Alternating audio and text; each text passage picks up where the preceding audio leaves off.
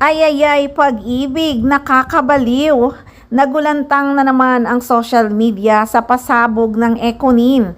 Dati pag may mga short vacation sila, puro picture lang makikita mo na sinishare nila at hindi masyadong nagpo-post na magkasama sila sa isang larawan. Kung meron man, blurred pa.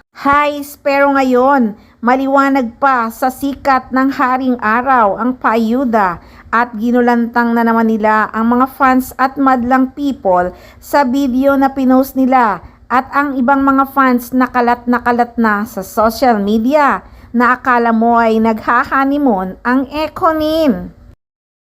Pero short vacation lang yon, pero maiisip mo talaga na parang nagha-honeymoon nga sina Janine Gutierrez at Jericho Rosales. May comment pa nga silang dalawa sa mga video na nakapost. Nakakakilig sila pareho. Comment ni Echo, 1 year and 1 day with this one. Sagot naman ni Janine Gutierrez, haha, Baba, the best time with you. Happy anniversary. I love you. Ay talagang nagpakilig pa sila sa comment section. Happy anniversary. Kilig na kilig ang mga fans. Natulog na naman na may ngiti sa labi. Yung iba naman na alimpungatan pa nga. Yung ibang nakakita ng video hindi na nakatulog. Panalong-panalo talaga ang pasabog na pakilig ng Econin. Diyos ko mio, kainggit-inggit naman talaga.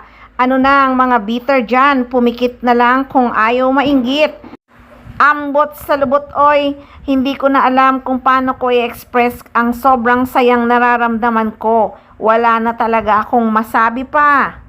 Kung ngayon ay first year anniversary nila as a couple, baka naman next year's first wedding anniversary na. Baka naman kinasal na nga Inuunti-unti lang nilang i-share sa social media para naman hindi mabigla ang mga fans. Sila lang ata ang mag-boyfriend and girlfriend na nag-celebrate ng first year anniversary as a couple.